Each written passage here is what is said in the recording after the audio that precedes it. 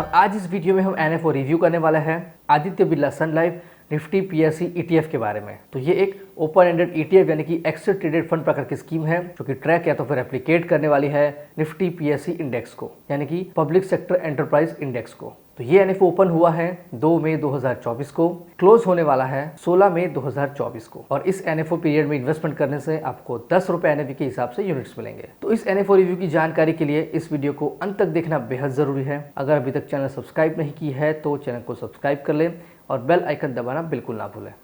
तो ये शुरू करते हैं। तो दोस्तों सबसे पहले तो ये एक ईटीएफ यानी कि एक्सेस ट्रेडेड फंड प्रकार की स्कीम है। मतलब कि ये स्कीम एक नॉर्मल स्टॉक की तरह स्टॉक एक्सचेंज में लिस्ट होगी और वहां पर रियल टाइम में आप इस स्कीम में ट्रेडिंग कर सकते हैं। जैसे आप एक नॉर्मल स्टॉक का स्टॉक एक्सचेंज में ट्रेडिंग करते हैं, बिल्कुल उसी तरह से आप इस स्कीम को भी स्टॉक एक्सचेंज में ट्रेड कर सकते हैं।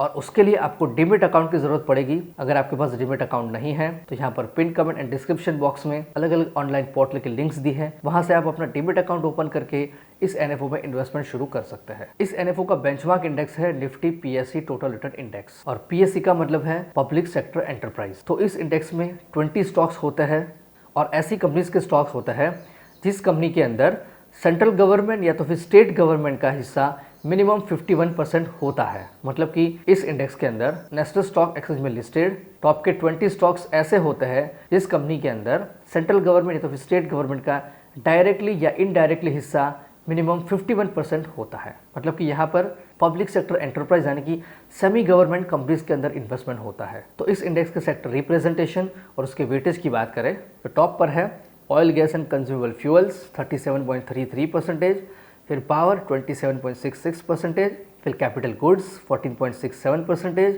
फिर फाइनेंशियल सर्विसेज 11.96%, फिर metal and mining, consumer services and services. ये है इस इंडेक्स के सेक्टर रिप्रेजेंटेशन और उसके वेटेज के बारे में।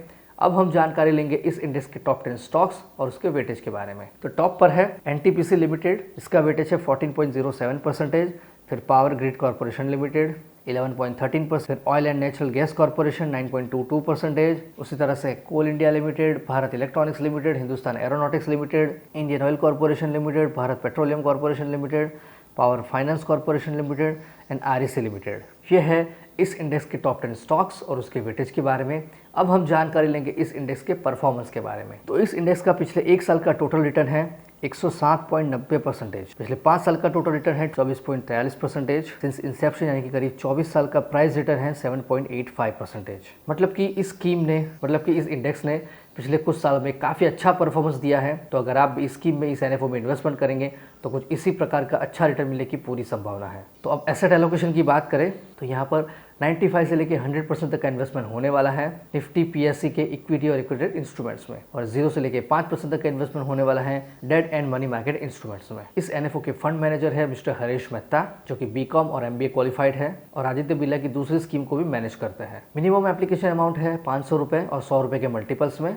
यहाँ पर एसआईपी, एसटीपी, एसडब्ल्यूपी सारी फैसिलिटीज अवेलेबल है। प्लान एंड ऑप्शन की बात करें तो ये एक एक्सेस ट्रेडेड फंड प्रकार की स्कीम है जिसको आप रियल टाइम में ट्रेड कर सकते। तो यहाँ पर कोई भी प्लान एंड ऑप्शन एप्लीकेबल नहीं है। उसी तरह से लोड स्ट्रक्चर में एंट्री लोड एग्जिट लोड दोनों ही एप्लीकेबल नहीं है, पर स्टैम्प ड्यूटी 0.005% एप्लीकेबल है।